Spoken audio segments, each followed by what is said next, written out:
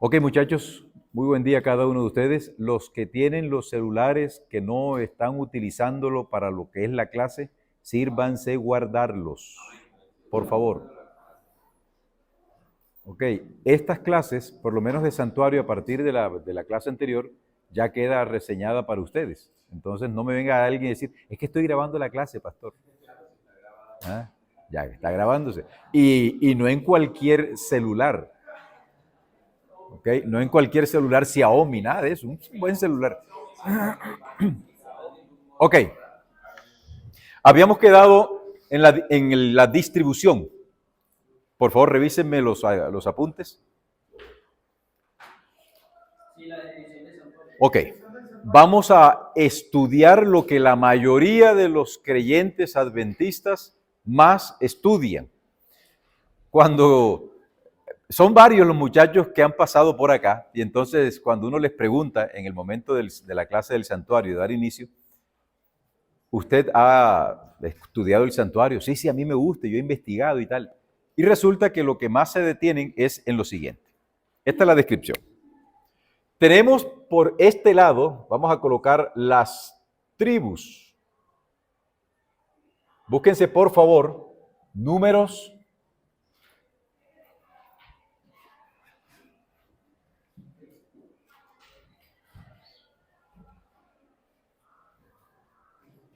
Vamos al libro de Números, comenzando de afuera hacia adentro. Números, el capítulo 4. Oh, 3, 2. Números, capítulo 2.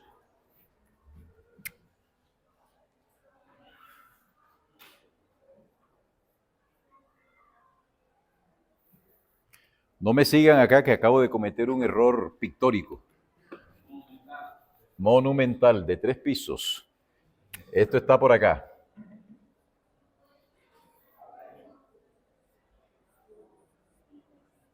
Entonces, en Números el capítulo 2, desde el versículo 1 dice de la siguiente manera. Habló Jehová a Moisés y a Aarón diciendo, los hijos de Israel acamparán cada uno a su bandera bajo las enseñas de las casas de sus padres. Alrededor del tabernáculo de reunión acamparán.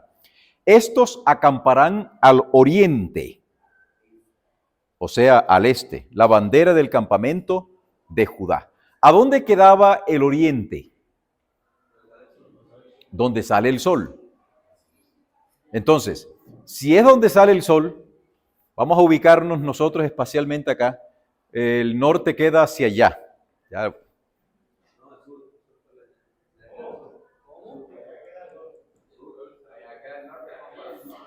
El norte queda hacia allá.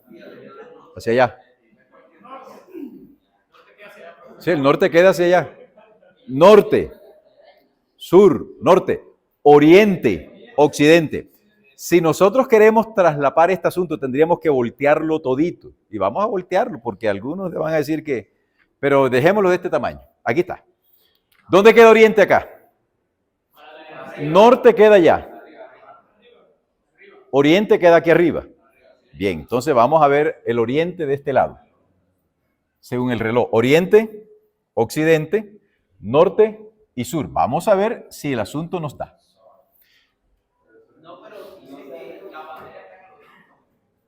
¿No? ¿Y saben que sí hacía falta esto? Claro, hacía falta esta. Ok. Entonces, oriente, occidente, sur y norte. No, esto está malo. Acá está oriente. Oriente, occidente, norte y sur. Bien. ¿Qué tribu estaba acá? Judá, al oriente. Judá, que era la bandera número 1. Vamos a colocar la bandera de Judá aquí. ¿Qué otra tribu?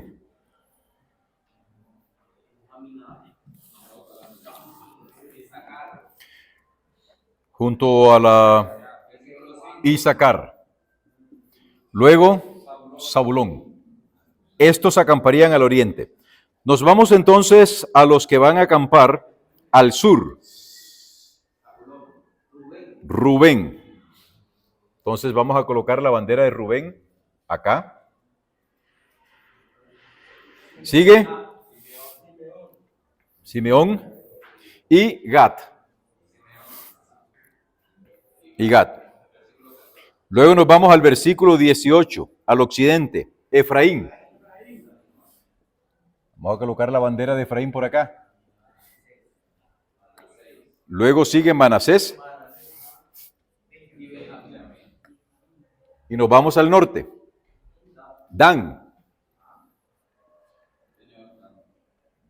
La bandera de Dan. Neftalí. Aser y Neftalí. ¿Veis? Salió Dan aquí.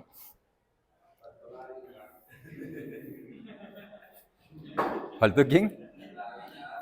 Si está con el cuento de Aminadab, denle con Aminadab. Bueno, esta es la distribución. Alguien que de manera curiosa busque el orden de la salida. Cuando Dios levantaba al pueblo, porque la nube se levantaba, este campamento no se desbarataba, no se desarmaba como fuera. Había un orden. Bueno, busquen cuál es ese orden, porque yo todo no se los puedo dar. Y mientras ustedes van buscando cuál era la primera tribu que se levantaba, yo voy pintando acá lo otro. En el mismo capítulo 2 de Números, encontramos la ubicación de los oficiales más importantes del santuario. Y estos los encontramos en el capítulo 4. Capítulo 4.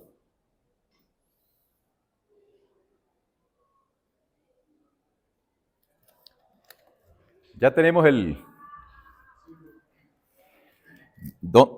ya encontramos el orden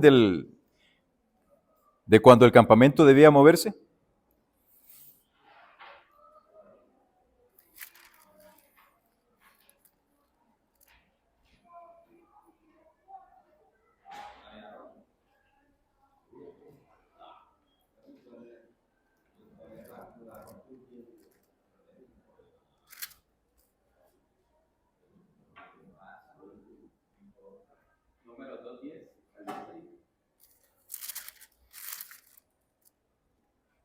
No, si eso es lo que estamos leyendo. Estamos buscando es ahora cómo es el orden inverso de la salida.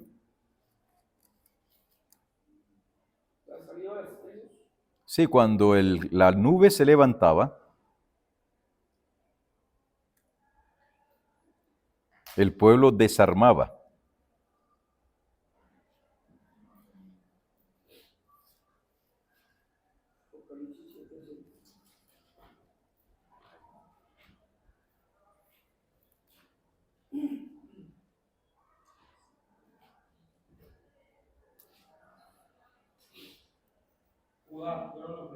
¿Dónde está el versículo?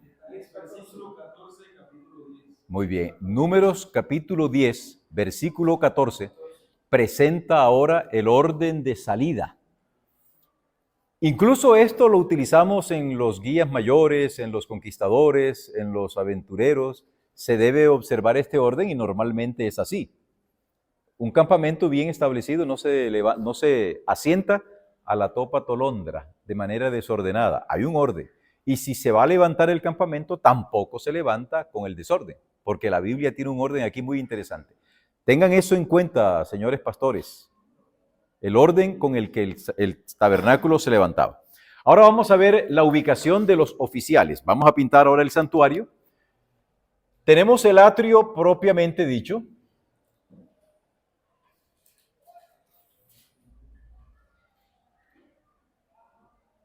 Aquí teníamos el altar del sacrificio, la fuente. Vamos a pintar internamente la tienda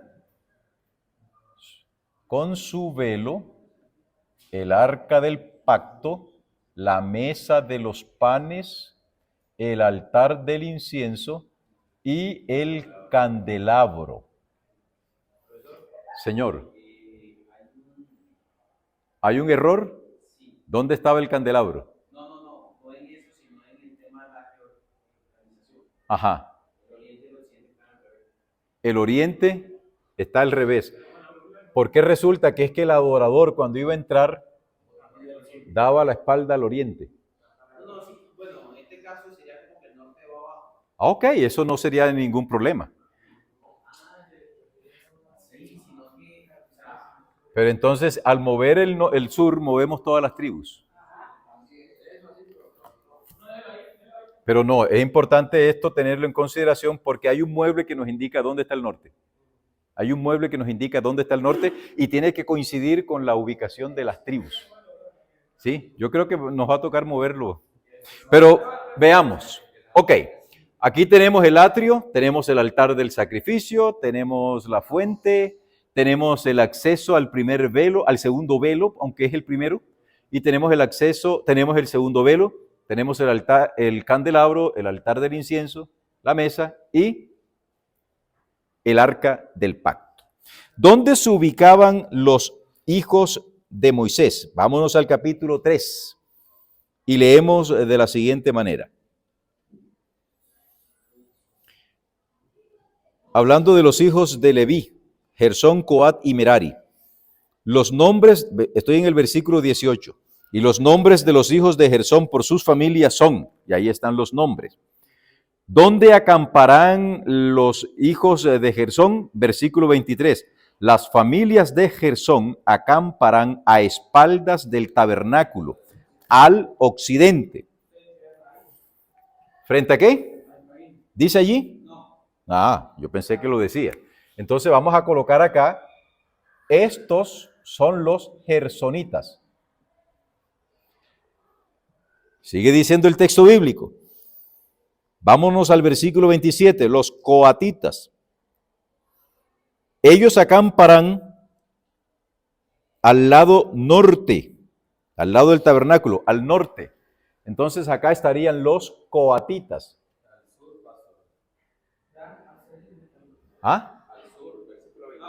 ¿Dónde dice? Muchacho querido, tienes razón, yo me volé fue los... Acá, acá, sí señor, tienes razón. Aquí están los coatitas. Arriba los meraritas. Y acá adelante estarían Moisés y Aarón. Esto no es una ubicación simple y llanamente porque sí, pero vamos a tratar de resolver el problemita de la ubicación, de la geolocalización. Ahí está. Bien, pero nosotros lo vamos a hacer. ¿Qué mueble se ubicaba al norte? ¿Qué mueble se ubicaba al norte? Búsquenlo en la Biblia. ¿En qué texto está? Éxodo 25.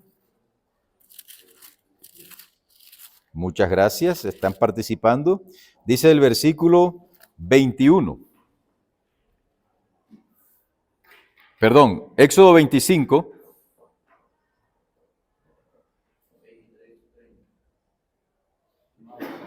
No.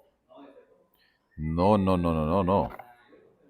No, tiene que decir es ubicado en tal parte. Pero Éxodo 26 sí. Éxodo 26, 35. Y pondrás la mesa fuera del velo y el candelabro enfrente de la mesa, al lado sur del tabernáculo. Y pondrás la mesa al lado norte. Entonces aquí nos toca hacer una ubicación, una reubicación. La mesa iría acá.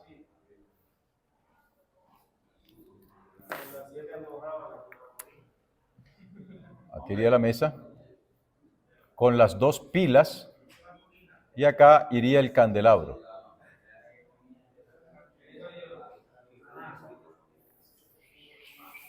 De esta manera está ubicado el santuario. Hay un límite que está aquí. Tenemos un límite que está explícito. Hay un límite.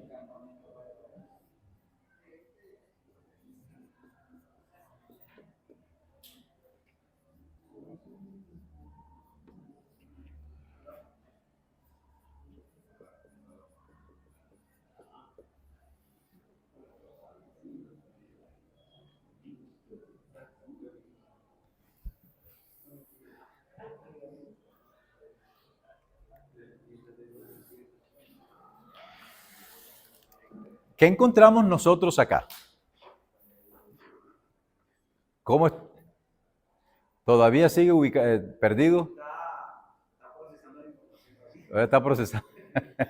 El GPS nuestro está así. El hecho es que el tabernáculo es el mismo. Y la ubicación del oriente está ya tal cual. El adorador le daba la espalda al sol. Bien. ¿Qué lecciones sacamos nosotros de esta distribución? De aquí se sacan muchas lecciones de naturaleza hermenéutica y de naturaleza homilética.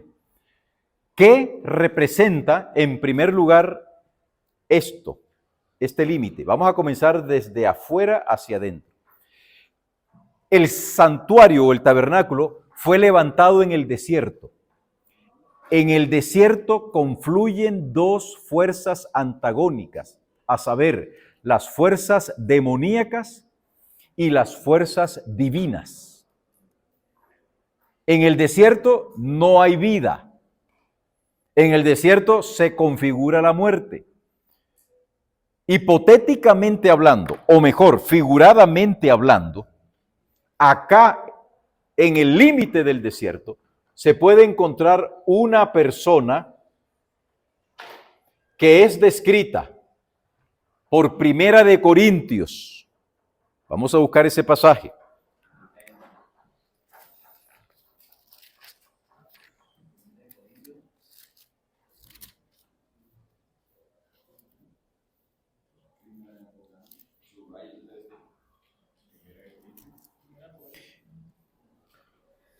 Primera de Corintios, capítulo 2. Primera de Corintios, capítulo 2.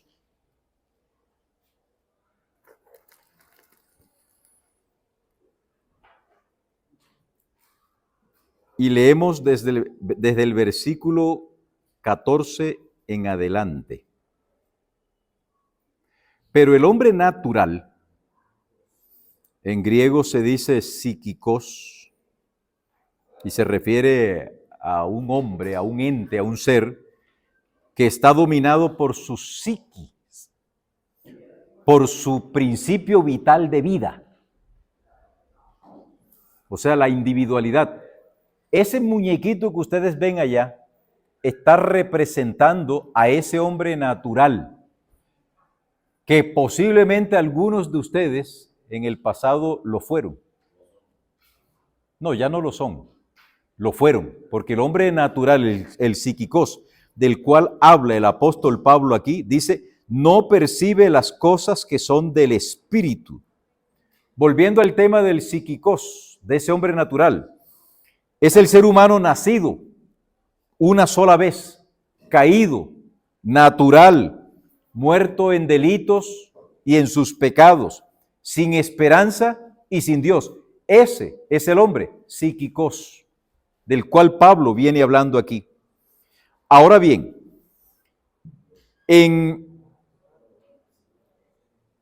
hay que distinguir el versículo 3, Primera de Corintios capítulo 2, versículo 3, lo siguiente.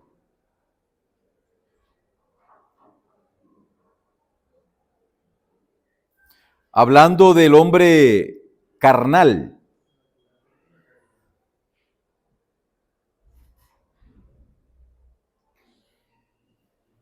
Primera de Corintios 3:3, ¿qué dice? Porque aún sois carnales. Yo había dicho capítulo 2, capítulo 3:3. Porque aún sois carnales. El vocablo griego que es traducido allí es sarkikos.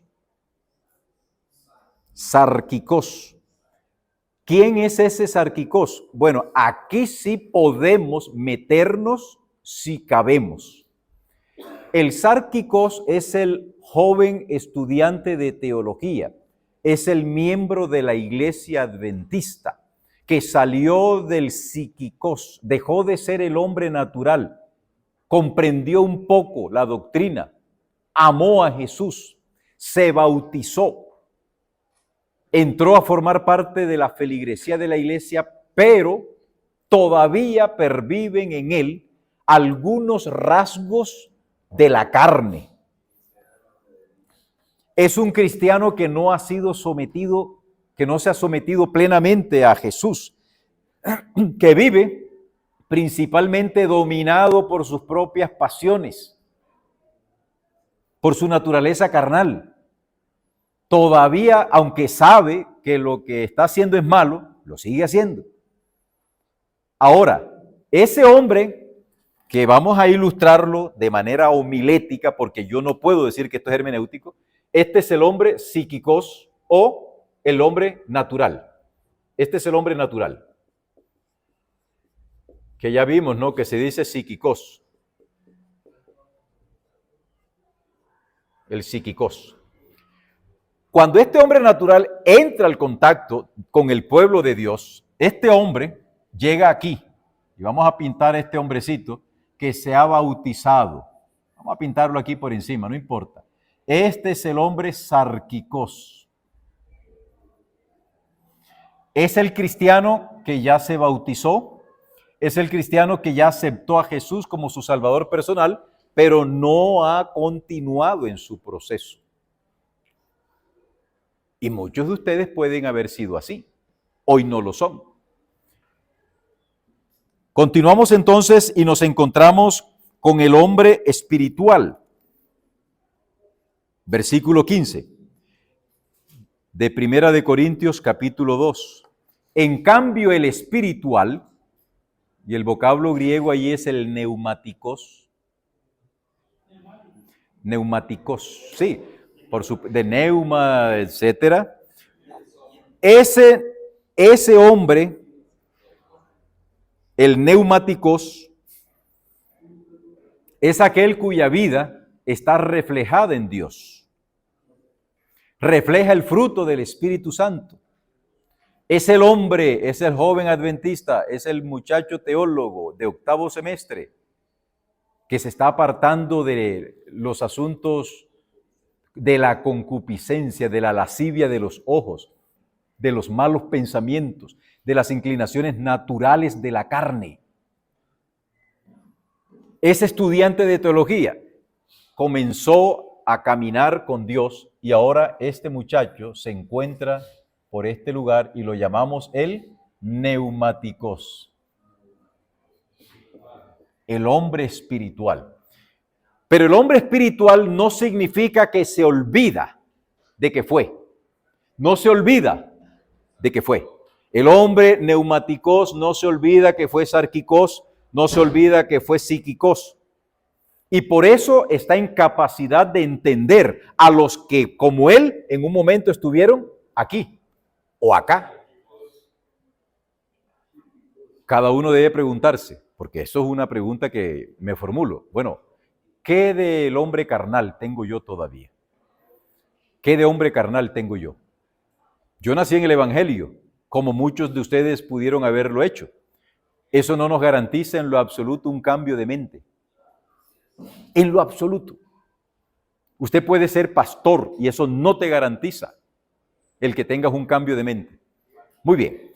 Quise traerles a colación esto. ¿Por qué? Porque ahora les voy a explicar cómo este límite que marca la diferencia entre la vida y la muerte.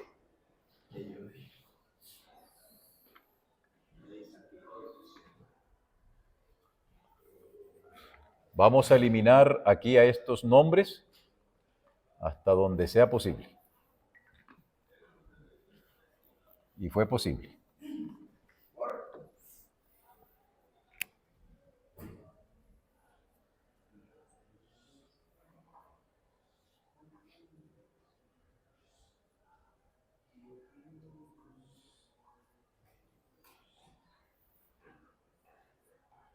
¿Quién es el que estaba acá? Neftalí. Efraín. Efraín. Ok. ¿Quiénes de ustedes fueron el producto de una campaña evangelística? ¿Uno? ¿Quiénes de ustedes fueron producto de una campaña evangelística? 1, 2, 3 y 4 por acá. 5 por acá. Antes de eso, antes de la campaña, ¿qué hacían ustedes? Y no es necesario que lo compartan. Simplemente reflexionen. ¿Podían considerarse un psíquicos? Porque acuérdense, en el texto bíblico el sarquicos no es el hombre que vive sin Dios y sin ley, es el cristiano que aún no se ha sometido completamente al dominio de Dios. Es ese cristiano que todavía le gusta tomarse el café, le gusta ir a cine. Es el cristiano que todavía va al circo, que va al estadio de fútbol, de basquetbol. Es el cristiano que todavía juega lotería. El que todavía ve películas de dudosa reputación. Es aquel cristiano que se enoja muy rápido, que pierde el control. Ese es el sarquicos. Pero este hombre, el naturalito, eso no siente ni Dios ni ley. Yo vivo chévere, como algunos de vosotros eran. Bueno, es importante, apreciados muchachos, que esta parte del límite lo tengan bien definido porque ustedes pueden sacar un sermón muy interesante de aquí. El límite de la vida, de este límite hacia adentro del campamento, es vida. De este límite hacia acá, es muerte. ¿Ustedes recuerdan cuando Cristo se enfrentó con Satanás en el desierto? ¿Por qué Satanás lo fue a buscar justamente en el desierto? Porque él sabe que en el desierto no hay vida. Y muchas veces nosotros podemos encontrarnos precisamente en una situación así. ¿No dice la profecía que del yermo, que de la parte desértica, brotarán manantiales? Y eso es lo que Dios hace en la vida de nosotros. Son aplicaciones prácticas del santuario. Dios hace brotar de aquellos que me dijeron son el producto de una campaña evangelística, ustedes allí fueron cambiados. Nos vamos acercando.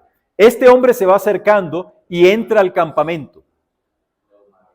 ¿Dónde estaban ubicados aquellos que salieron con los israelitas de Egipto y que es llamado en la Biblia la multitud mixta? ¿Estaban ubicados por casualidad junto con las tribus? No, ellos no estaban ubicados junto con las tribus. Ellos tenían una ubicación distinta. Yo no me atrevo a decir que estaban fuera del campamento, pero por si las moscas, aquí está la multitud mixta. No eran israelitas de sangre. Fueron los que, como decimos comúnmente, aprovecharon en río revuelto y se fueron. Esta gente se está liberando, vámonos nosotros también. Pero esta gente fue una peste para el pueblo de Israel. Esta multitud mixta con frecuencia se mete dentro de la iglesia producto de la pésima evangelización. 1. Del pésimo adoctrinamiento. 2. Y el hecho de que a nosotros, en calidad de pastores, en estas latitudes, se le da mucha importancia al asunto de los blancos bautismales que generan en el pastor una presión indebida e innecesaria. Como producto, como resultado, muchas personas son, entre comillas, bautizadas, pero en la realidad no son convertidas y se terminan constituyendo en esta masa informe de la multitud mixta que genera problemas dentro de la iglesia. Dime, Walter. Bueno, eso que usted dice ya se ha visto tan evidente que hasta la misma persona que se bautiza sabe que es parte de una suma, de una estadística. De una estadística.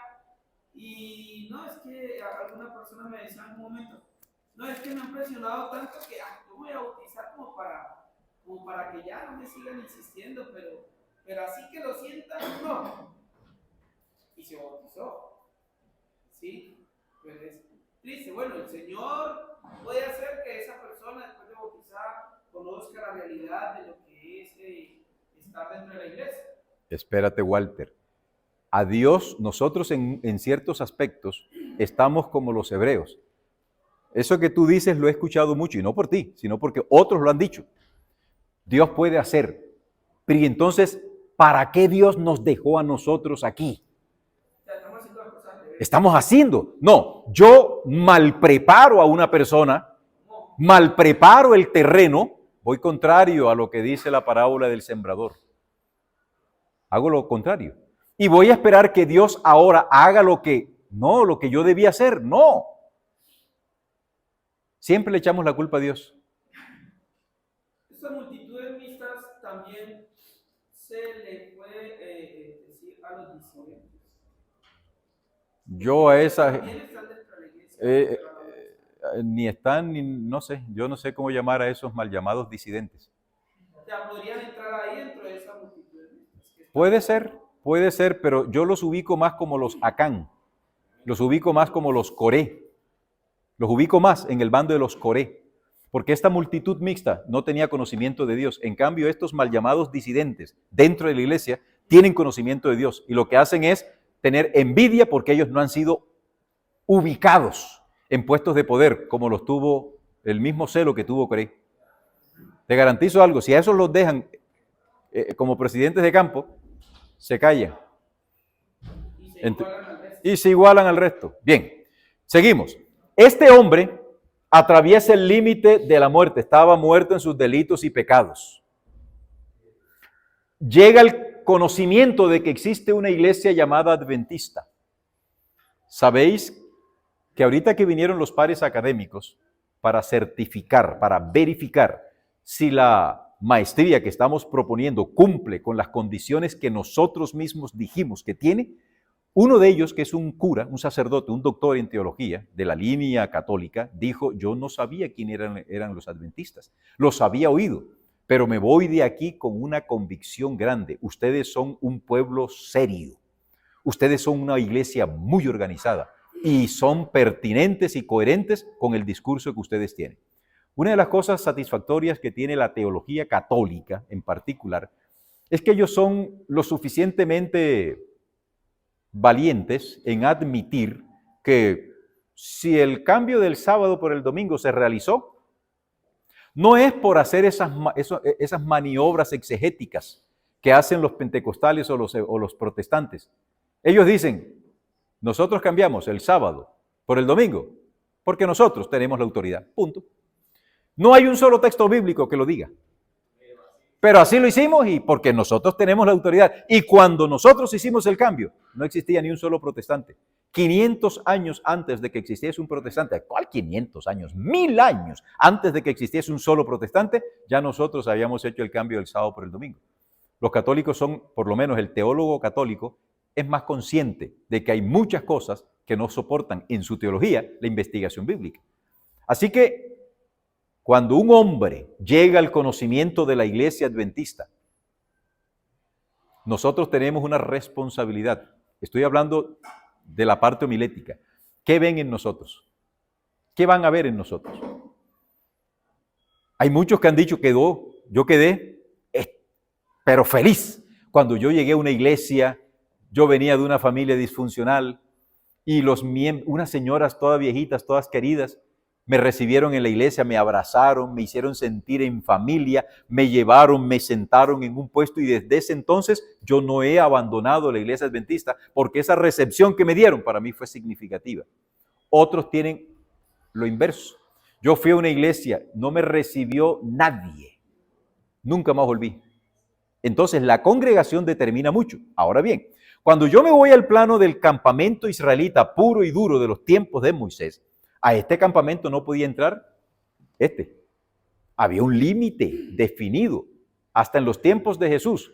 Ustedes recuerdan que en la lección de escuela sabática, el autor de esta lección nos recordó que para entrar al templo de Herodes, los gentiles no podían entrar. Y había una barda, un muro de más o menos, según dice el autor, 1,20 metros, que impedía el acceso de los así denominados Amharet o gentiles al atrio. Está muy bueno. ¿Estás tomando nota? Ah, ok. Ah, ok. Esa información es valiosa que me la suministren porque... Ok, entonces, nosotros a veces podemos ser los responsables de que esta gente que viene del mundo, otra vez la mandemos por el desierto, por nuestras actitudes. Pero vamos a suponer que todo sigue su curso normal y esta criatura postdesértica entra al campamento y se enamora. ¿Qué debe hacer él, si hablásemos en tiempos del Antiguo Testamento, para convertirse en israelita? Circuncidarse. No tenía otra opción, porque ese era el mandato bíblico. Si yo asimilo eso hoy, la circuncisión física no es necesaria como un acto vinculante al pueblo de Dios. Ya no es necesario. Ahora sí sabemos que es el bautismo, pero antes del bautismo, esta criatura postdesértica tiene que ser, postdesértica no. Sí. Predesértica, bueno, ustedes me entienden. Tiene que aceptar a Cristo como su Salvador personal. Predesértica, ¿verdad? Sería el mejor concepto, predesértica, gracias. Tiene que aceptar a Jesús como su Salvador personal. ¿Y cómo lo acepta? Por modelación, por instrucción y por el ejemplo. Algunos de ustedes recordarán algún ancianito, algún joven o un familiar que cuando ustedes entraron a la iglesia modeló a Jesús. Este que habla recibió una modelación de parte de un pastor que, si de pronto algún familiar de él me está escuchando, el pastor Luis Arregui. El pastor Luis Arregui, tengo entendido por información que me suministró mi padre, era de ascendencia o de procedencia mexicana. Y ese hombre modeló a Cristo en mi vida, de tal forma que yo quise ser como él, yo quise ser pastor desde cuando yo tenía como 6 años, por la modelación del pastor Luis Arregui. Yo lo acompañaba y me agarraba de sus pantalones en las giras que él hacía. Y tenía la deferencia él de llevar un peladito a sus giras. Eso me marcó. La modelación que nosotros hacemos a una persona que viene del mundo, de la persona de Cristo, determina mucho. Entonces tenemos aquí ya más o menos un proceso. El hombre predesértico entra al contacto con la iglesia adventista. Este hombre se enamora de Cristo por modelación y luego decide bautizarse. Pero aquí es donde está la parte crítica de nosotros hoy, ¿no? El bautismo, hombre. ¿Qué hacer con el bautismo? ¿Por qué algunos permanecen y otros no? Esa es la razón por la que hoy muchos de nuestros dirigentes dicen, no importa, bauticen al que sea, porque en última instancia yo no sé cuál de esos que toman la decisión para bautizarse se va a conservar. He conocido personas que solo recibieron un estudio bíblico y se bautizaron y tenían hambre y sed del Espíritu y comenzaron a investigar y son sólidas columnas en la iglesia. En cambio hay otros que le dieron el curso La Fe de Jesús, el curso de Apocalipsis, santuario, 20 semanas de oración, visitas, ¿y qué va? Las 40 días de ayuno y oración, nada, eso no, a la primera se va. ¿Por qué? Porque el terreno no es bueno. Y volvemos al concepto de la semilla de la parábola del sembrador. ¿Cuántas semillas hay en la parábola? ¿Cuántas semillas? Una. ¿Y cuántos terrenos? 4. Y de los 4 terrenos, pastores, ténganlo claro, solo uno sirve. Los demás no sirven. No, que es que el que nació entre espinos, si yo le echo gramoxone, o si le echo lorban, o propanil, estoy hablando en términos de arrocero, si yo le echo un herbicida, esa espina se muere. Acá no opera así. No, que el terreno espinoso se va a volver bueno, porque sí, no opera así. Un día meditaba yo en eso, ¿verdad? Oye, yo no había caído en cuenta ese detalle. De los 4 tipos de terrenos en los que está dividido la tierra, según nuestro Señor Jesucristo, solo uno sirve para llevar frutos en abundancia. Los otros 3 no sirven. ¿Qué proporción es esa en términos matemáticos? 3/4 partes. ¿Tú dices que es la 3/4 partes? O sea, depende de dónde lo vean. Bien. Si estamos viendo la parte que funciona es 1/4 parte, si es la que no funciona. Las 3/4 partes. ¿qué se cayó del cielo? O sea que los que se van a perder aquí en la tierra son un montón, pero los que se han de salvar también serán otro montón, porque de ese terrenito, dice la Biblia, produjo a 1000, a 10,000 y a 1000 por unidad. 100 por uno. Dime, ¿me ibas a decir algo? Dime. Digamos que con respecto a lo que se estaba comentando, en el tema de la moderación, yo tenía ese mismo concepto, pero con otro término, y él presentar a Jesús primero ante tu doctrina. ¿Qué pasa en nuestras iglesias benditas actualmente? Se nos ha enseñado desde muy temprano que la mayor, o digamos, eficiencia para poder presentar a Jesús es a través de quizás de la fe de Jesús y todo este tipo de enseñanzas doctrinales. Pero siendo más allá, muchas de esas personas que reciben la fe de Jesús no se quedan dentro de la iglesia. Quizás uno o dos de la cantidad que se bautizan. Pero cuando la persona comienza a conocer principalmente a Jesús antes que una doctrina, esa misma persona va a comenzar a nadar libremente sabiendo cuáles son las limitaciones. Yo estoy de acuerdo contigo. Nosotros debemos seguir lo que Jesús hizo y que lo describe Elena de White. ¿Cómo fue el proceso que Cristo hacía? ¿Cuál era el método de Cristo? ¿Quién lo recuerda? Va uno solo. Uno. ¿Quién lo quiere decir? A ver, Julio César.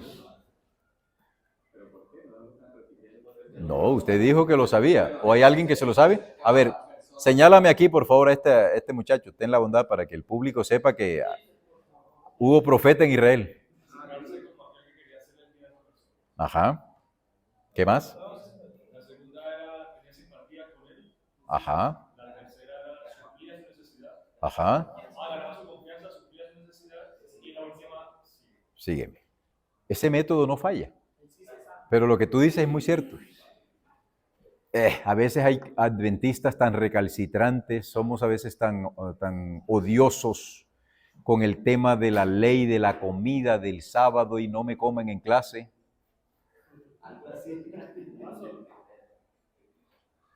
Y viene el Jonathan a decir, ¿qué? Y tiene semejante cosa aquí en la mano. No me coman en clase. Por acá, ¿alguien iba a decir algo? Sí, por favor. En una materia que nosotros reflexionábamos en el hecho de lo que sería lo que mencionaba el compañero. Pensamos que de cierta manera el tipo de estudio que le damos a las visitas puede ciertamente no está funcionando correctamente. Y llegábamos a pensar de que sería correcto una modificación, un cambio. ¿Usted piensa que es necesario dentro del estudio que nosotros le damos a las visitas después de tantos años que lleva siendo el mismo modelo? ¿Cree que es correcto de que se pueda reorganizar y de alguna manera dar un orden que impacte mejor a las personas? Porque el compañero, yo estoy de acuerdo también con lo que él dice, deberíamos primero mostrar el amor de Jesús, pero en el momento en el que nosotros damos el estudio bíblico, no iniciamos con ese proceso. Entonces, ¿no crees que sería bueno reestructurar ese orden para que los laicos, que son en gran parte los que hacen el trabajo, el misionero, puedan iniciar con el proceso más correcto? Yo tengo entendido que la fe de Jesús ha sufrido una modificación y el orden establecido allí es un orden que no es una camisa de fuerza, ¿sí? Es una orientación de cómo llevarlo. La mayoría de los miembros de iglesia que han llegado a la iglesia lo han hecho a través de la fe de Jesús, lo que demuestra que es un instrumento valioso y valedero. Pero quien lleva el instrumento puede de pronto no hacer el uso adecuado. Ahí entra en juego un poquito el sentido común. Chifla, Jonathan. Ahí entra en juego el sentido común del catecúmeno, del catequista. Ahí entra en juego el catequista, porque es quien va a llevarle la verdad. Recuérdame tu nombre. Jason. Es cierto, uno tiene que modelar a Cristo. Pero acuérdense algo. Si Cristo vino aquí a la tierra, que es la palabra encarnada de Dios, significa Snyder, que es importante la doctrina. Yo no puedo modelar a Jesús, pero yo lo puedo modelar. Y cuando Él me ve y dice, ¿por qué tú haces así? Porque es que nuestro maestro enseñó esto. Estoy de acuerdo contigo.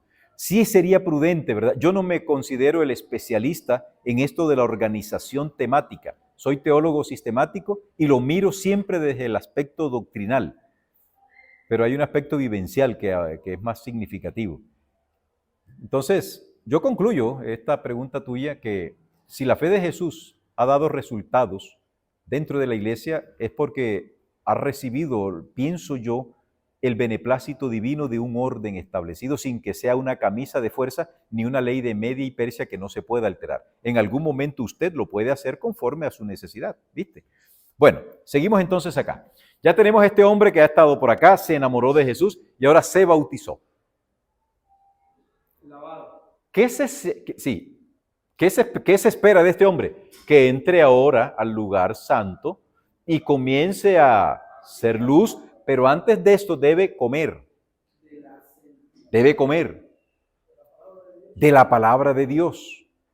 Y la cantidad que él debe comer es directamente proporcional a su capacidad digestiva. ¿Cómo lo encontramos nosotros reflejado? En la experiencia del maná. Cuando el maná cayó, los israelitas salieron en la mañana y cada quien tomó lo que él requería. Al que recogió menos, no le faltó. Y al que recogió más, no le sobró. ¿Por qué? Porque yo conozco mi estómago. Y estamos hablando desde la parte meramente física. Muchos de ustedes son más tragones que yo por la naturaleza de su cuerpo. Ya, por favor, eso es algo que hay que eliminar. Eso es estar señalando al compañero, no. Señálese usted. Piense usted, ¿seré yo maestro?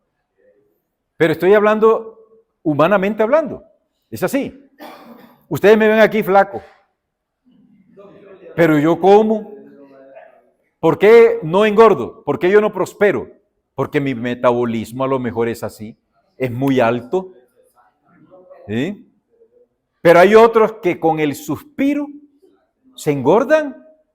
Y conozco un muchacho aquí que fue alumno mío, que quien lo creyera, y al comienzo yo decía, déjate de cuento, yo eso no te lo creo. ¿En qué consistía? Él me decía, pastor, yo me acuesto pesando, un ejemplo. No, su medida era, yo me acuesto con la camisa que me ajusta. Y me despierto y la camisa ya no me cierra. Y entonces resulta que yo decía que era mentira. Y no, sí señor, sí existen personas que sufren un proceso de hinchamiento, de retención de líquidos. Y no es porque coman, sino porque su cuerpo está procesando algo mal. Dejemos a esas criaturas en santa paz y concentrémonos en nosotros, seres humanos más naturales, más. Mira, esta persona debe comer lo que él considere necesita. ¿Y quién le enseña esa receta? Usted. El apóstol Pablo dice en 1 Corintios 3:2, pues ya beber leche, no alimento sólido, porque aún no eras capaces de comer alimento. Exactly, my friend, yes, man, así es. Eso es lo que Pablo nos está diciendo. Hay estas criaturitas que están entrando aquí. Hombre, no le dé un pedazo de sancocho de esos bien poderosos. Dele lechecita, mazamorrita, cositas pequeñitas para que se vayan acostumbrando. Pero usted, a estas alturas del paseo, yo no admitiría que un adventista de 30 años de estar participando esté con unas actitudes infantiles, espiritual y doctrinalmente hablando.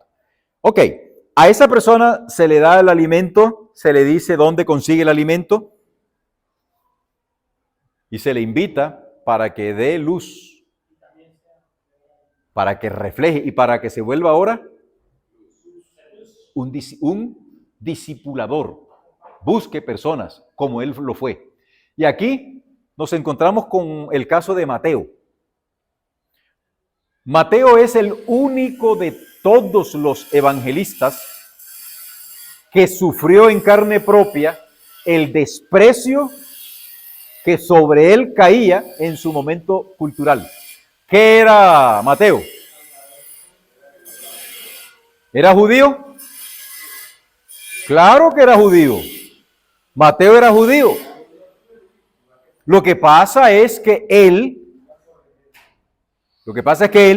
cobraba los impuestos del Imperio Romano y por eso sus congéneres, sus connacionales le tenían rabia. Igual que Zaqueo. Mateo es el único de todos los evangelistas que sufre en carne propia lo que sufrirían aquellos que leerían su evangelio. Tengo un artículo, fíjense que yo les hablo de bastantes artículos, ¿no? Y no los promociono, no los estoy chicaneando por ahí, que se habla del proceso de discipulado en Mateo. Ahí aparece todos los vocablos griegos, el nepios, el niño, el paidagogos, el país, todo eso. ¿Cómo se va desarrollando esto? A este cristiano se le debe enseñar a compartir la luz. El altar del incienso, ¿qué representa? La oración. Enséñeseles a orar. No es posible. ¿Recuerdan ustedes que hubo una clase que yo les dije? ¿Cómo es posible que un pastor veterano me salga a mí con la ridiculez de hacerle un arca, un cofre, para que los miembros viejos de iglesia echen sus oraciones y que posteriormente las vamos a quemar para que esas oraciones escritas asciendan como olor fragante a la presencia de Dios? Hombre, no sea tan ridículo. Eso no tiene teología. Eso no tiene base. Enséñele, sí, a esta criatura que va llegando, a este niñito, a este que todavía está tomando biberón, a ese sí usted le puede enseñar y decirle, hermano, usted no sabe todavía cómo orar, ¿verdad? Es más, yo les voy a decir esto. Esto se puede hacer en una campaña evangelística con aquellas personas que están visitando la iglesia por primera vez. Voy a animarlos para que oren. En esa campaña, yo sí pondría un cofrecito de esos. Y solamente metan los papelitos allí los que no son miembros de la iglesia adventista. Sin quemarlo todavía. Y con ellos, con ese grupo de manera especial, no con los recalcitrantes adventistas veteranos cucayudos estos, no. Con ellos que son neófitos, yo les diría, esto que nosotros vamos a hacer es una ilustración, es un símbolo, pero no es la realidad, para que ahora que usted vaya a su casa, aprenda a orar. Y yo tengo que decirle como pastor, ¿qué es orar? Es el acto de abrirle el corazón a Dios como un amigo, que es una de las definiciones clásicas que nosotros tenemos dentro del adventismo. Fruto de la inspiración de Dios a Elena de White. Hay muchos que me han dicho, es que yo no sé orar, pastor. Entonces uno le responde, pero tú sí sabes hablar, ¿verdad? Sí, claro. Bueno, entonces es lo mismo. Háblale a Dios. Hable con Dios como un amigo. Y con un amigo usted utiliza palabras sublimes. Usted utiliza lenguaje diplomático, tecnicismos. Misericordioso, tierno y excelso Dios que estás en las alturas de los cielos. Te damos infinitas gracias. Primero que nadie, ningún finito le puede dar infinitas gracias a Dios. Pero así somos nosotros, rimbombantes. En cambio la oración es sencilla. Señor, ay Señor, tampoco papito Dios. Cuchito. ¿Qué hubo pues, parce? No, Señor. No, bondadoso Dios, Señor. Miren la oración del publicano. Así. Bueno, entonces, a esas criaturas que están asistiendo a la campaña evangelística, yo sí les permitiría que comiencen su proceso de acercamiento a Dios a través de la oración, escribiendo una oración que ellos sientan y se las quemamos. Y les decimos, en estos momentos, simbólicamente, no realmente, su oración está ascendiendo al cielo. Así mismo va a ocurrir cuando tú comiences a orar. Ya ellos entienden. Pero que un viejo de 40 años adventista esté con semejante ridiculez, hermano, que si usted me está viendo y usted es de esos que está promocionando el cofrecito para la quema de las peticiones, por favor, pastor, si fuiste mi alumno, no me hagas quedar mal. Y hermano, si usted es veterano, no se ponga en esa cosa, que Dios no nos enseñó a nosotros a orar de esta manera. Bien, seguimos. La clase iba a terminar tan pronto yo termine de hablar, ¿ok? Estoy haciendo la parte homilética primero para luego ir a la parte hermenéutica, porque la homilética es más fácil. ¿Quién me levantó la mano por aquí? ¿Tú? Dime.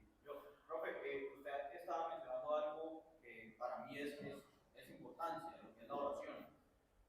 ¿Por qué? Porque hablando con un compañero que seguramente será estudiante suyo, pero de semestre más atrás, llegábamos a la conclusión de que muchas veces nosotros mismos hacemos el devocional, oramos en el devocional, hacemos el devocional, y de ahí en adelante, que también suele pasar con los pastores, por el estrés, por los planes, por los proyectos, dejamos seguir una comunión directa con Dios. En el resto del día se borra. Entonces, en cierta manera, el orar, además de que sea en el devocional, sería también una conversación continua, ¿no? En el que cada plan, cada paso que nosotros vayamos dando, lo hagamos ir dialogando con Dios. Así Entonces, es. yo lo llevo al punto de que no siempre tiene que iniciar como Padre nuestro que estás en los cielos, sino que sea una oración continua, en el que yo inicie, Dios mío, voy a hacer tal cosa. Yo lo veo así, pero sí sería bueno de que ver la postura o cómo usted... Y es correcto. Cómo trataría de hacerlo. Lo que tú has dicho es correcto. Nosotros nuestra vida debe ser una vida de constante oración. Por ejemplo, nosotros respiramos porque somos o para llegar a ser. A ver, pastores, concentrados, porque esto les puede servir a ustedes en una discusión con la iglesia. Discusión en el sentido de intercambio de opinión. Nosotros respiramos porque somos o respiramos para llegar a ser. Porque somos. Cuando usted y yo, porque comparto la respiración, estoy vivo, yo no me pongo a decir, bueno, en estos momentos requiero un poquito de 1 miligramo de nitrógeno. Ahora requiero, no, estamos hablando de los componentes del aire que respiramos. Ahora necesito 1 mol de oxígeno, un poquito de helio, una esquirlita de hidrógeno. No, señores. Nosotros cuando respiramos y sabemos que todos esos componentes están integrados en el aire que nosotros respiramos. La oración es así. Nosotros no oramos para llegar a ser, nosotros oramos porque somos cristianos. Y eso que tú dices es así. Juan nos comenta que cada respiración debiese ser un motivo de gratitud a Dios. Ahora, eso es una constante, ¿no? De allí es donde se desprende que caminó Enoc con Dios. Usted no necesita hacer como lo que ocurrió en Barranquilla en el año 1900, no me acuerdo. Yo estaba parado en la esquina de la calle 72 con la carrera 20 de julio en Barranquilla. Los barranquilleros que están aquí pueden de pronto tener alguna noción, y si no, usted que me ve. Antiguo Lindopié, yo estaba en la esquina donde estaba la emisora de Edgar Perea, ese fogoso narrador y comentarista deportivo ya fallecido. Yo estaba ahí en la esquina del edificio Cosmos, cuando de repente yo observo, yo estaba así como esperando que cambiara el semáforo, o yo no sé en qué andaba yo pensando. Cuando de repente siento, como dicen allá, un estropicio. Un carro chocó a otro. El de la 72 chocó al que iba subiendo por 20 de julio. Y el que iba subiendo era un Renault 4. Y quedó patas para arriba, con las llantas para arriba. Y un niñito, un bebé, se salió del coche. Con la providencia, porque no milagrosamente, con la providencia divina de que a esa criaturita nada le pasó. Cuando yo veo que ustedes saben lo que ocurre cuando hay un accidente, se forma una iglesia.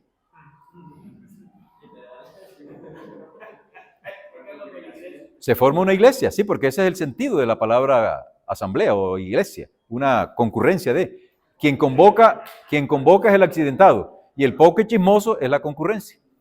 Bueno, yo no me consideré parte de esa iglesia, pero sí estaba observando cuando repentinamente veo que viene un sujeto y se para en toda la calle, en el separador de la calle 72.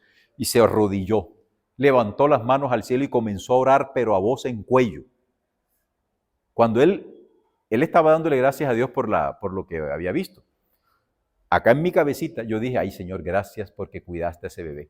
Sin tanta parafernalia, pero mi oración fue dedicada a Dios en gratitud por la intervención que él tuvo en esa criaturita. El otro no, cipote vocinglería. Ay, Dios mío, alabado sea tu nombre, Señor, porque no sé qué, y hable, y hable, y hable, y hable. Llegó la ambulancia, se llevó a esa gente y el tipo hablando todavía. Eso se llama parafernalia. Eso se llama lo mismo que dice Jesús de los fariseos. Aman orar en las esquinas. Bueno, muchas gracias. Tu vida de oración debe ser así. Elkin, tú sales en tu vehículo. Tú, Walter, sales en tu vehículo. Aquellos que manejan las motos, que ustedes saben que están expuestos más que los del vehículo. Cada vez que usted acelere, Dios mío, protégeme. Señor, en tus manos encomiendo mi espíritu, porque yo no sé qué me va a pasar. Que yo me encuentren confesado y con el credo en la boca. Eso decimos coloquialmente hablando. Oh, esa es la otra cosa, que los ángeles no entran a ciertos lugares y que se baja después de no entrar. Una cantidad de cosas que nos hemos inventado. Por lo pronto, seguimos. Hay que enseñarle.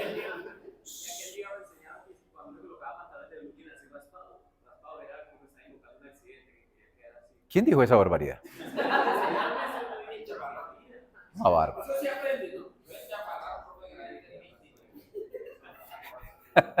O sea, esos son los chaparralunos. Esa es la teología de Chaparral.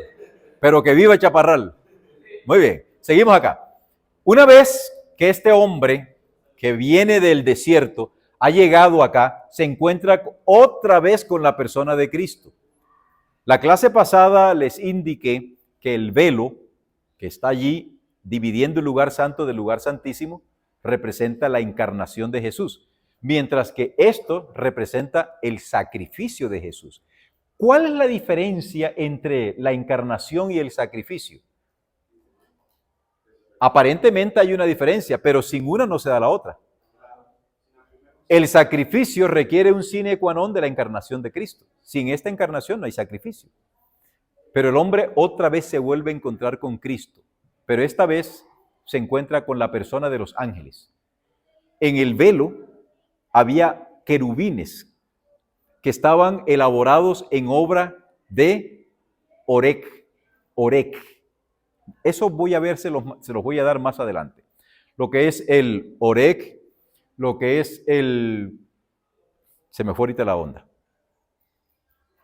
Esos querubines representan el accionar de los ángeles. Un día cualquiera estaba yo escuchando a la señora esta llamada Amparo Grisales, que ahora se le ha dado por hablar con los ángeles.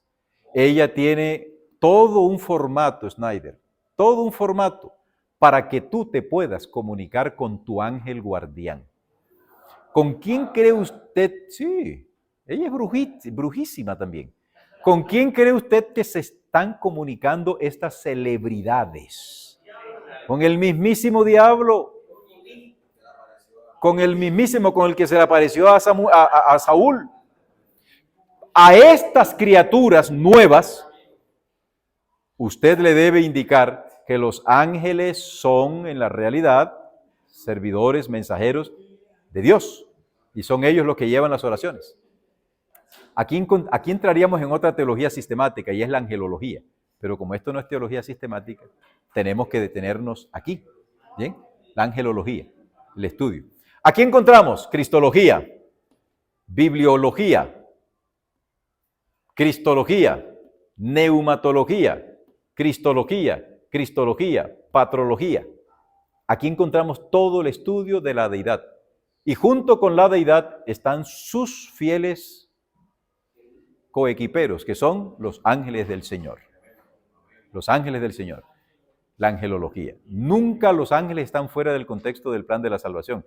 Incluso están representados aquí, en el altar, en lo más cercano a Dios. Y lo más curioso es que los ángeles están aún mucho más cercanos a Dios, y es cuando yo me traslado al arca del pacto. Cuando estoy en el arca del pacto, que lo moché yo no sé por qué, acá me voy a encontrar con dos querubines. ¿Esos dos querubines son la representación numérica de los querubines? No, es una representación simbólica de los querubines. ¿Cuántos querubines existen? Yo no sé.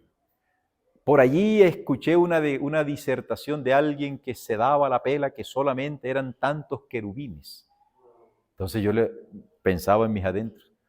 Miren las discusiones en las que Satanás nos hace meter. Voy a ver cuántos querubines son y me doy la tarea de hacer una investigación exhaustiva, heroica, buscando todos los textos dentro y fuera de la Biblia, Elena de White para arriba y para abajo, para demostrar cuántos querubines hay. Y una vez que yo demuestre cuántos querubines hay, sigo pecando. Y me voy a perder. Pero eso sí, ya yo sé cuántos querubines son. ¿No creen ustedes que eso es una verdadera tontería? Bueno, pastores de mi corazón, aprendan ustedes a diferenciar lo realmente necesario en una discusión. Muchos todavía me siguen diciendo que si yo yo he escuchado la respuesta que me dio Natanel Baloyes. ¿Para qué voy a escuchar a Nata? Oye, Nata, yo lo quiero mucho y si Nata me está viendo ese video, sepa que te quiero, Nata, pero estás loco. Tus conceptos están locos, te van a llevar a un desquiciamiento total. Pero yo a él ni le voy a escuchar el video, ni le voy a replicar. Él como Cash Luna, pueden creer lo que quieran. Nosotros debemos tener bien claro el concepto, debemos tener bien claro en quién hemos creído. Entonces, aquí no me voy a debatir cuántos querubines son, pero aquí sí podemos aprender algo dentro de la angelología y dentro de la demonología. La angelología y la demonología están íntimamente ligadas, porque unos son ángeles leales y otros son ángeles caídos. La naturaleza constitutiva de los dos grupos es exactamente la misma. ¿Quién tiene más poder? ¿Quién tiene más poder? ¿Los ángeles buenos o los ángeles malos?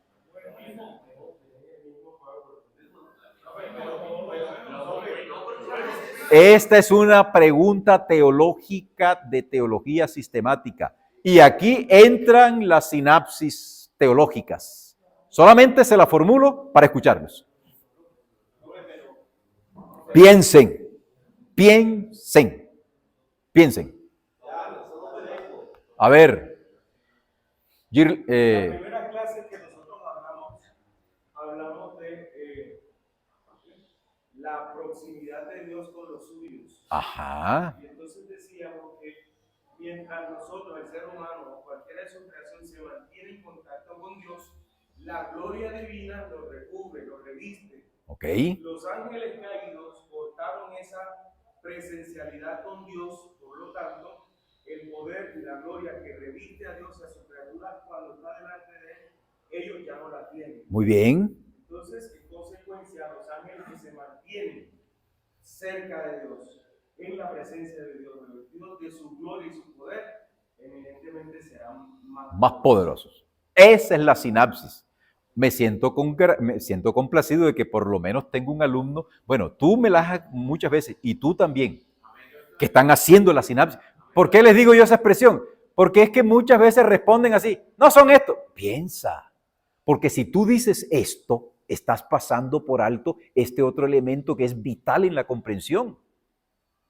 Y es mejor uno guardar silencio y decir, no me la sabo, que inventar, porque como yo soy pastor, y ustedes saben que a veces los pastores, con tal de presentarse que ellos sí saben, meten las de caminar y las de arrastrarse y las de todo, y después están apurados. Es preferible, vean, no, lo voy a meditar, lo voy a pensar, o utilizar esta expresión que me sirve a mí de maravillas. Esta expresión se las comparto y desafortunadamente quedará grabada, porque de ahora en adelante más de uno me va a decir, pastor, ya entiendo cuando usted dice eso, ¿verdad? Y es la siguiente. Parece ser, así es, pero no es con C. Es con C o con S. Parece ser, o podría ser, o aparentemente. Estas son expresiones que usted puede utilizar para no comprometerse. Posiblemente. Usted no se está comprometiendo. Tal vez. Ahí entra en el ejercicio la veteranía de uno. Posiblemente, parece ser, puede ser, hasta de pronto. Quizá, pero no sea usted concluyente, tajante. Esto es así. Como resulta que hace unos días estaba escuchando a un sujeto que no le voy a dar, pues por supuesto, nombradía. Él estaba diciendo que los adventistas del séptimo día y los pastores adventistas estamos cometiendo una barbaridad porque estamos pasando el platillo romano en la iglesia. Porque recogemos los diezmos dentro de la iglesia. Y entonces dijo, no, esto no sé qué. Porque el diezmo y la ofrenda solo se recogen en la entrada del atrio. Cuando él decía esto, les decía a sus adláteres, digan que la ofrenda se recoge solo en el atrio. Y utilizó unos textos del tiempo cuando Joás, el rey de Judá, quiso reedificar el templo de Jerusalén que estaba en ruinas. Y entonces lo que él hizo fue recoger una ofrenda. Y las ofrendas eran depositadas en un arca que le habían hecho un hueco a la entrada del altar. Pero no explica el muy sinvergüenza por qué se colocaba allí y no adentro del lugar santísimo. Porque adentro del lugar santo y del lugar santísimo no podía entrar ninguno que no fueran los sacerdotes. Eso no lo explica. Porque no le conviene, sino que lo deja en la mente que sí, solamente aquí un huequito y solamente en el altar, en el atrio, en la puerta del templo. Bueno, criaturas, vamos ahora a ver los conceptos. Una vez que esta persona ha llegado aquí, se encuentra con la persona de Jesús, se le enseña el accionar de los ángeles en su vida. Acuérdense, pastores, ya casi información todavía. Los ángeles nos acompañan en todas partes. ¿Alguna vez usted escuchó decir que los ángeles no entran a ciertos lugares? ¿No han escuchado decir eso? Que no entran a los prostíbulos, no entran a los billares, no entran al estadio de fútbol, a las cantinas, al bar, o qué sé yo. Walter, eso lo hemos oído. ¿Con base en qué? Cuando uno se pone a tirar un poquito de raciocinio teológico, llega a una conclusión y es que eso no tiene carta de presentación. En primer lugar, los ángeles no están sujetos a nuestras pasiones, no están sujetos a nuestras vergüenzas. Ellos son de una naturaleza superior a la nuestra. Es como, por ejemplo, usted no se ha dado cuenta, esto es un ejemplo, una ilustración no más. Como queda grabada, pues yo me siento cómodo porque es un ejemplo. Ustedes han visto que un perro busca una perrita en calor. ¿Y qué hacen este par de parroquianos cuando la perrita le presta atención al perrito? Se aparean delante de tu presencia y delante de toda la humanidad que los quiera ver. No les interesa en lo mismo ocurre con el gallo con la gallina, el burrito con la burra y los animales en general, porque no tienen raciocinio y no tienen el concepto ético y moral de nosotros. Yo veo eso, ¿y qué me da a mí? Nada. Ahora, si la mente tuya es sucia, pero como la mente de los ángeles no es sucio, la presencia de los ángeles en el acto íntimo de unos esposos, los ángeles no están ahí, mira, ve, no, porque su naturaleza, en primer lugar, no es esa, y en segundo lugar, sus pensamientos son puros. Ellos no están contaminados. Pero están mirando. Lo mismo ocurre cuando tú entraste a un estadio de fútbol para apoyar al Verde o al Junior o al América o al Cali o al Azul o a los Leones, que a estas, vuelvo y repito, en ustedes ya eso debiese ser historia superada. En ustedes ya eso debe ser historia patria. Que yo soy del no sé quién, usted es de Jesús. Amén. Que yo sepa, el Atlético Nacional, el Atlético Junior, a ti no te obsequian absolutamente nada para que tú estés dando tu vida y tus pasiones a un equipo. ¿Qué es eso? Bueno, dime.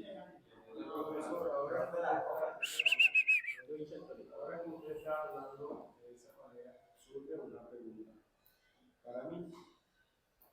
Tengo una tía que es pastora evangélica. Y ella me dice que ha atendido feligreses con asuntos de posesiones demoníacas. Y dentro de uno de esos eventos ella me dice que hay demonios que le hacen el amor a damas. Es un concepto. A caballeros. Sí. Entonces, en ese sentido, ¿de dónde se basa esa teología para decir? Porque los demonios son los ángeles caídos. Sírvete, pastor, y te interrumpo, sírvete inmediatamente y ustedes buscar este concepto.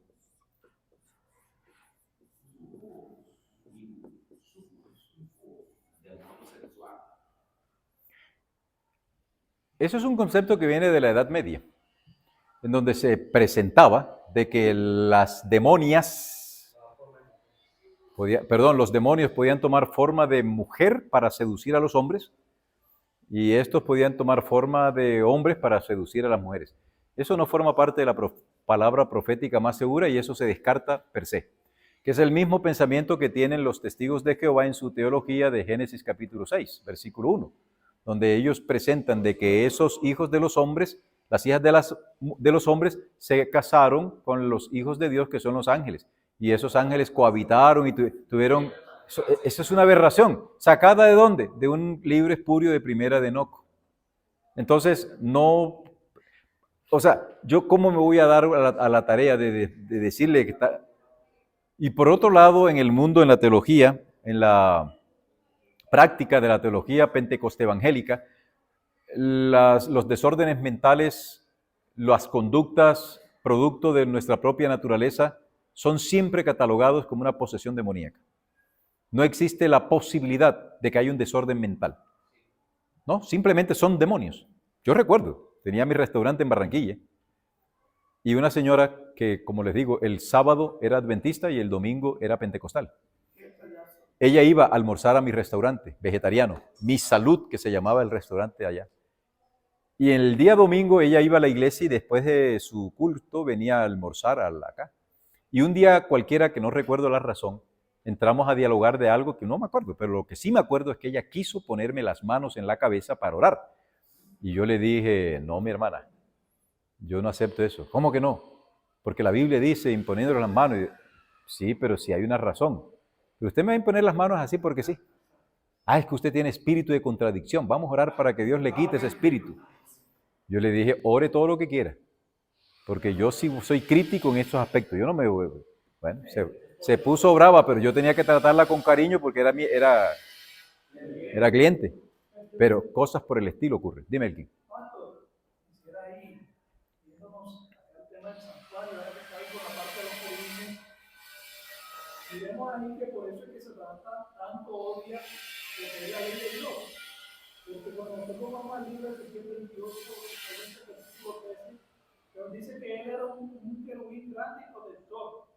Nos damos cuenta de que él guardaba la ley de Dios. Por eso es que él ataca tanto lo que es la ley de Dios y también ataca lo que es el tema del santuario. Porque sabe que cuando entramos al santuario, Cristo es el intercede por nosotros. Tienes razón, pastor. Tienes razón. Porque él lo conoce. ¿Recuerdan ustedes las clases iniciales que yo les hablaba? ¿Por qué esa perversión? ¿Por qué esa aparente distorsión del concepto del santuario? Porque él lo conocía. Y claro que ataca la ley de Dios. Ahora, queridos, aquí encontramos la máxima representación que es la Shekinah, la gloria miniaturizada o una teofanía miniaturizada de la gloria de Dios. Hasta allá llegamos.